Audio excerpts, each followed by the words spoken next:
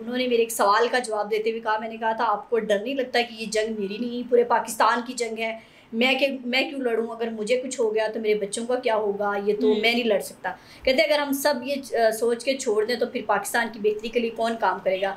आपके सर में गोलियां भी लग रही हों तो आपको सच बोलना नहीं छोड़ना चाहिए। और उसके ठीक 3 से 4 माह बाद अरशद शरीफ कत्ल होते हैं और वही सर में गोली लगती है जो मेरे इंटरव्यू में उन्होंने लाइन कही थी। अस्सलाम वालेकुम नाज़रीन, बड़ी खबर के डिजिटल प्लेटफॉर्म के साथ मैं हूं आपकी मेज़बान आमना मजीद। कीनिया की अदालत की जानिब से अरशद शरीफ के कत्ल में अहम पेशरफ्त हुई है। अरशद शरीफ की दूसरी बीवी जवेरिया सदीक, जिन्होंने कीनिया में अदालत से रुजू किया था और कीनिया की हाई कोर्ट की जानिब से जो गलत शनाख्त का नतीजा करार देकर अरशद शरीफ को कत्ल किया गया था, उस पुलिस के उस दावे को गलत करार दिया है और सिक्योरिटी एजेंसीज के खिलाफ तहकीकात का हुक्म भी दे दिया है। अरशद शरीफ जो पाकिस्तान के सीनियर सहाफ़ी थे और लोगों ने बड़ा पसंद भी करते थे जिस तरीके से वो बातचीत करते थे, इज़ वेरी एक्सप्रेसिव और हर चीज़ को बड़े खुले अंदाज में बताना उनका एक तरीक़ाकार था, उनकी सहाफ़त का एक तरीक़ाकार था। लेकिन अनफॉर्चुनेटली कीनिया में उनको जो है वो टारगेट किलिंग का वो निशाना बन गए। कुछ लोग उसे टारगेट किलिंग भी कहते हैं, कुछ लोग उसे प्री प्लान मर्डर भी कहते हैं। लेकिन वो क्या था उस हवाले से भी कुछ नहीं कहा जाता। लेकिन कीनिया की अदालत की जानिब से एक बड़ी क्या कहेंगे अहम पेशरफ्त हुई है। इस हवाले से बात करेंगे। हमारे साथ मौजूद है रिपोर्टर जाहिदा राव, जिनका ताल्लुक ABN न्यूज़ से है और इन्होंने अरशद शरीफ का आखिरी इंटरव्यू भी किया था। अस्सलाम वालेकुम। वालेकुम अस्सलाम। कैसी हैं आप? ठीक ठाक, आप सुनाएं? अल्हम्दुलिल्लाह। अच्छा, मुझे बताएं कि अरशद शरीफ सहाफ़ी, अरशद शरीफ मैं कहूँगी उनके साथ सहाफ़ी लगाना बहुत ज़रूरी है। अल्लाह ताला उनके दर्जात बुलंद करे। आपने उनका आखिरी इंटरव्यू किया था, थोड़ा सा पहले उस हवाले से थोड़ा सा बताएं, फिर आगे जो अहम पेशरफ्त हुई है उस पर भी हम बात करेंगे। और वो इंटरव्यू ऐसा इंटरव्यू था, कोई प्लान इंटरव्यू नहीं था अरशद शरीफ का कि मैंने प्लान किया हो, फ़ोन करके जैसे हमारे यहाँ एक तरीक़ाकार है कि फ़ोन करके PA को फ़ोन करके टाइम लिया जाता है, ऐसा कोई इंटरव्यू नहीं था। मैं ऐसी ही कवरेज के लिए की थी। प्रेस क्लब के बाहर इमरान रियाज ख़ान की रिहाई के लिए एहतजाज किया जाता है। इमरान रियाज ख़ान गिरफ़्तार थे उन दिनों, तो अरशद शरीफ साहब वहाँ आए तो मैंने उनसे बड़े डरते हुए, क्योंकि हम तो स्टूडेंट अभी सहाफ़त के, वो इतने सीनियर थे, तो पहली दफ़ा मेरी मुलाकात थी और मैंने उनसे कहा कि सर मैं आपसे 2 मिनट बात करना चाहती हूँ। उन्होंने कहा 2 मिनट नहीं 10 मिनट कीजिए। तो फिर मैंने उनसे पूछा कि सर कोई ऐसा सवाल है जो मैं आपसे ना पूछूँ। तो उन्होंने कहा नहीं, मैं हर सवाल का जवाब दूंगा, लेकिन आपने फिर उसको ऑन एयर करना है, क्योंकि वो कुछ बातें ऐसी कर जाते थे कि जो TV पर नहीं हो। मैंने कहा सर मैं डिजिटल मीडिया से हूँ, उस टाइम मैं डिजिटल मीडिया में एज अ फ्रीलांसर काम कर रही थी।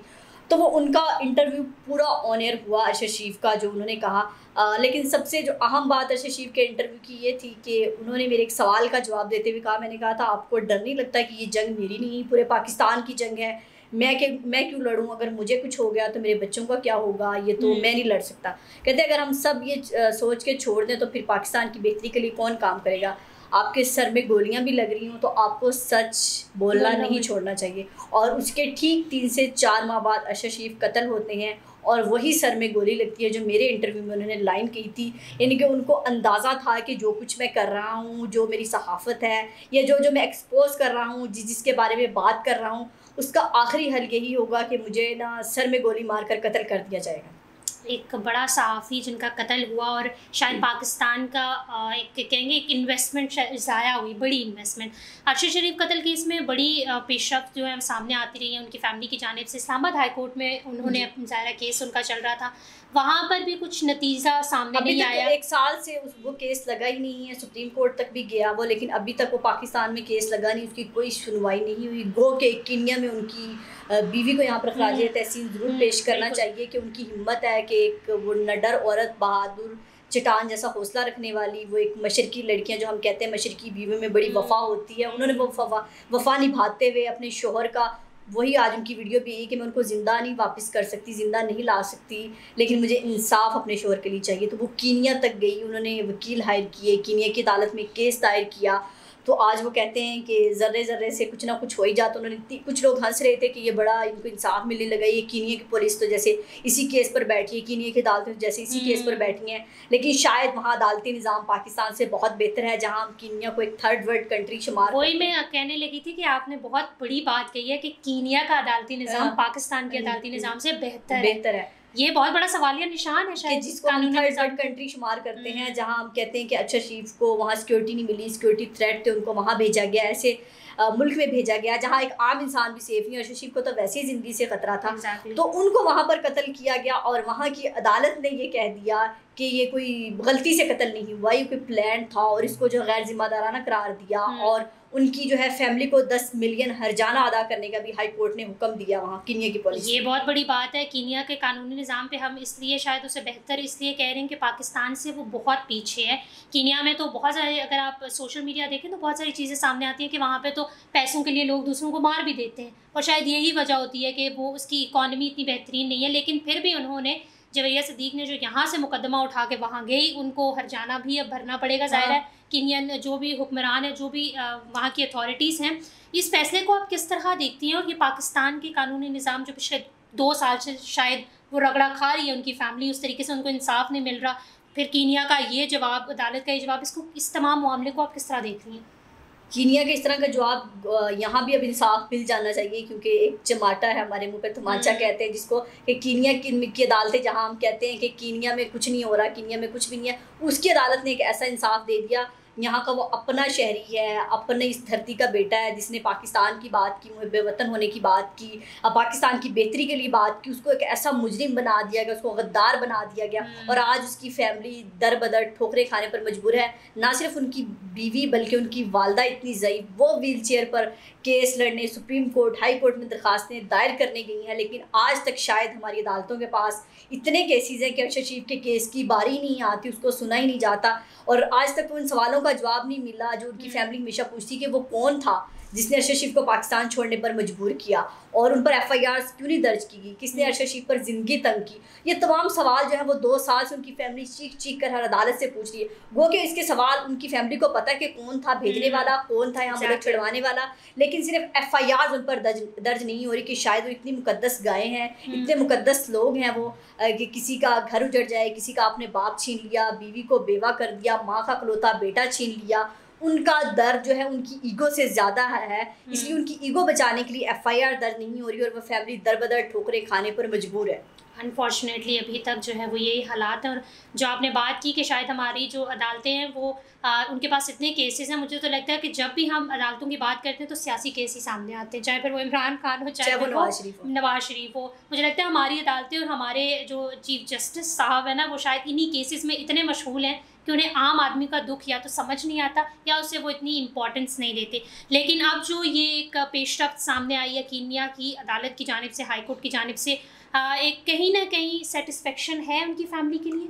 जी बिल्कुल है, एक बहुत बड़ा रिलीफ है कि जो वो कहते हैं ना कि अपना प्यारा आता नहीं है, लेकिन कहीं ना कहीं इंसान को लगता है कि उसके जाने के बाद भी मैंने उसके कातिल ढूंढे हैं, उसके लिए कुछ किया, उसको भूला नहीं हूँ। तो वो केस वहाँ गया और वहाँ से ना उम्मीदी नहीं हुई। जो उसकी फैमिली सोच रही थी, जो उनकी फैमिली को लग रहा था, जो तहफ़्फ़ुज़ात थे कि शायद गलती से कहीं ना कहीं एक अभी भी उनके दिल में वहम था कि हो सकता है हम गलत हों, लेकिन आज वो बात क्लियर हो गई है कि गलत नहीं था, प्लान था वो, और हाई कोर्ट ने ये हुक्म भी जारी कर दिया है। तो यकीनन उनकी फैमिली के लिए बहुत बड़ा रिलीफ है। लेकिन असल रिलीफ और असल बात तब होगी जब पाकिस्तान की अदालतों में ये केस लगेगा, पाकिस्तान की अदालतों से इंसाफ मिलेगा और प्रायरिटीज़ पर ये केस सुना जाएगा।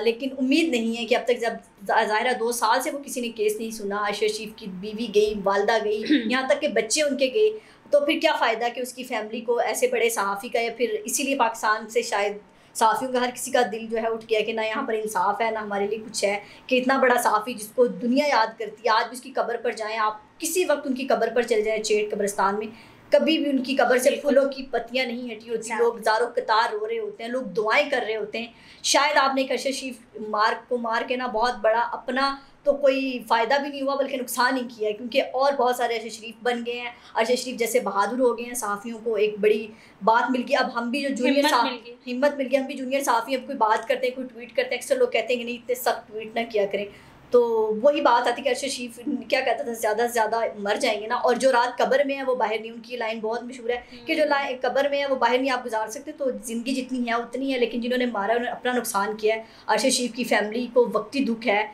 लेकिन उनकी जो शहीद की बेवा है तो उसका दर्जा भी अल्लाह के यहाँ कितना है, दुनिया में भी वो मुश्किलात काट रही है उनकी वजह से, और आखिरत में तो फिर उनके लिए राहत ही राहत है। बिल्कुल ऐसा ही है। और कहते हैं ना कि जिस तरीके से उनका कत्ल हुआ वो कहीं ना कहीं खुद ही बोलेगा, खुद ही जवाब देगा कि वो क्या, मतलब जो कहानियाँ बनाई जा रही हैं और जिस तरीके से उन्हें बेदर्दी से कत्ल किया गया, एक वो बड़ा नाम जिस तरीके से वो बोलते थे, शायद पाकिस्तान को रिप्रेजेंट करते थे, पूरी सहाफ़ती बरादरी को रिप्रेजेंट करते थे। और उनके कत्ल के बाद पाकिस्तान में सहाफ़त ने एक नया मोड़ लिया, सहाफ़ी बोलना शुरू हो गए, लेकिन फिर भी बहुत सारे सहाफ़ियों को अभी भी चुप करा दिया जाता है। अनफॉर्चुनेटली एक खौफ भी है। लेकिन जिस तरीके से कीनिया की हाई कोर्ट की जानिब से ये फ़ैसला सुनाया गया, हमें ये लगता है कि अब जो है वो पाकिस्तान की जो हाई कोर्ट है, Islamabad high court, supreme court, इन सब का फ़र्ज़ बनता है कि इस चीज़ को प्रायोरिटी पे लें, फर्स्ट प्रायोरिटी सेट कर लें अपनी प्रायोरिटी, इस केस को सुने ताकि एग्जैक्टली पता चले कि क्या ये मंसूबा था, प्री प्लान था,